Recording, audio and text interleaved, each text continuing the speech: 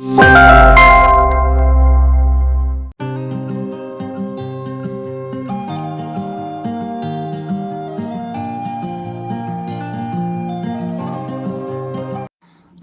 வணக்கம்.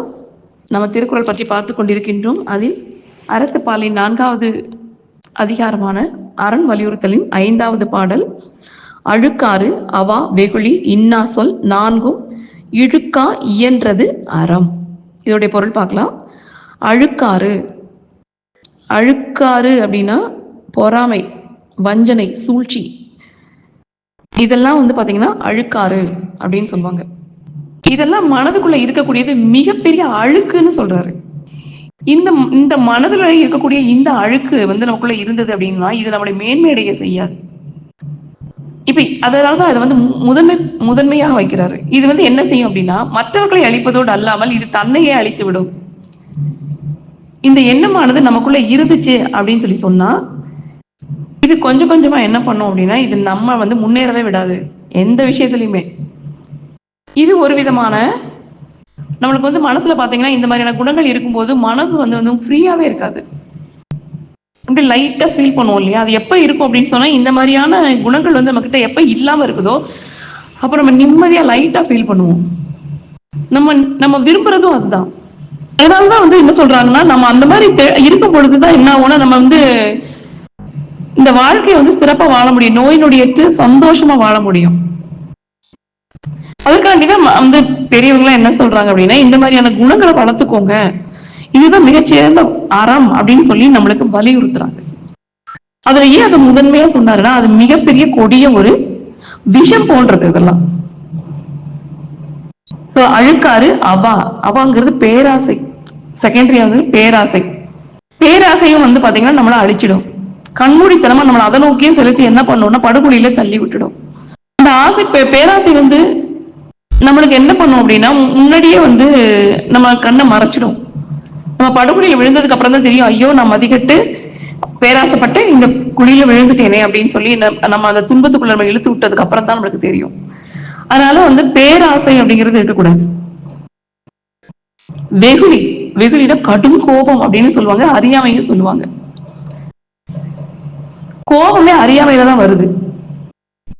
மற்றவர்கள் ஒரு விஷயத்த சொல்லும் பொழுது அதோடைய முழுமையா புரிந்து கொள்ளாமல் வரக்கூடியதும் இந்த கடும் சினம். எந்த ஒரு விஷயத்தையும் முழுமையா புரிந்து கொள்ளாதனாலதான் வருது இந்த கோபமே. கடும் சினம் அப்படின்னு சொல்லுவாங்க. பெருங்கோபம் அது என்ன பண்ணும், கண்ணு மூடித்தனமா என்ன பண்ணும்னா கொலை வரைக்கும் கூட சில பேர் கொண்டு போய் விட்டுருக்கு இல்லையா? சோ அப்ப என்ன, இந்த கடும் சினம் இருக்கக்கூடாது. அது கொலையில தான் கொண்டு போய் விடணும் இல்லை, அது நம்மளையே அதை அழிச்சிடும்.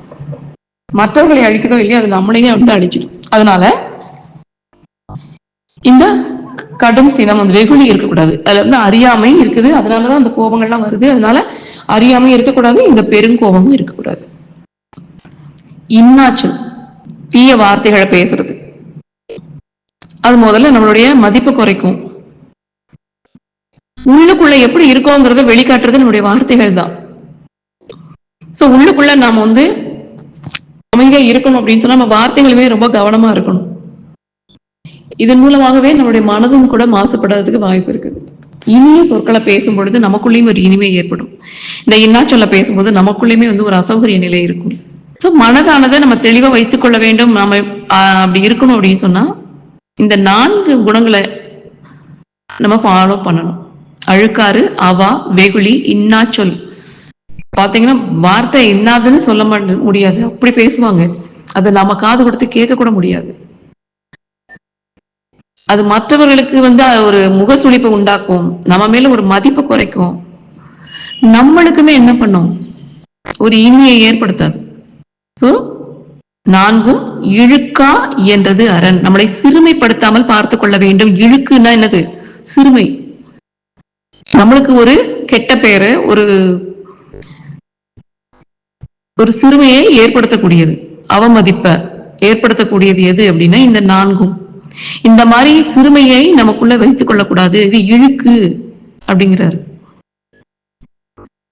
இழுக்கா இயன்றது அரண், அதை செய்யாமல் இருப்பதுதான் அறம் அப்படின்னு அவர் வலியுறுத்துறாரு. இது எல்லாமே மனம் சார்ந்தவை.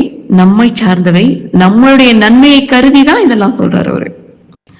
அதனாலதான் இதுக்கு பேர் அரண் வலியுறுத்தல் அப்படின்னு சொல்றாரு. இதெல்லாம் இருக்கும் பொழுதுதான் நாம நல்லபடியா நிம்மதியா சந்தோஷமா ஆனந்தமயமான வாழ்க்கையை வாழலாம். திரும்ப திரும்ப அதைத்தான் சொல்றாரு. வாழ்க்கை அப்படின்னாலே வாழ்றதுன்னு தான் அர்த்தம். அதுல துன்பப்பட்டுட்டு கஷ்டப்பட்டுட்டு இருக்கிறதுக்கு பேர் வாழ்க்கை இல்ல. அப்ப வாழணும் அப்படின்னா இதெல்லாம் நீங்க நீக்குங்க அப்படின்னு சொல்லி சொல்றாரு. அதனாலதான் ஒவ்வொரு பாடல்களையும் விதவிதமாக 10 பாடல்களாக சொல்றாரு. 10 தடவை சொன்னாதான் மண்டையில நம்மளுக்கு நிலைக்கும் நிற்கும். அதனால ஒவ்வொரு விஷயத்தையும் அவர் 10 தடவை சொல்றாரு, வேற வேற விதத்துல சொல்றாரு. இது என்ன பண்ணும், ஒரு தடவை சொல்லிட்டு போனா காத்தோட போன மாதிரி போயிடும். 10 தடவை சொல்லும் போது என்ன பண்ணும்னா நம்மை அறியாமல் நம்முடைய ஆழ்மனதில் போய் பதியும், அது செயலுக்கு வரும். சரியா? அழுக்காறு, அவா, வெகுளி, இன்னா சொல் இவை 4 இழுக்கா இயன்றது அற. ஓகேவா? நன்றி.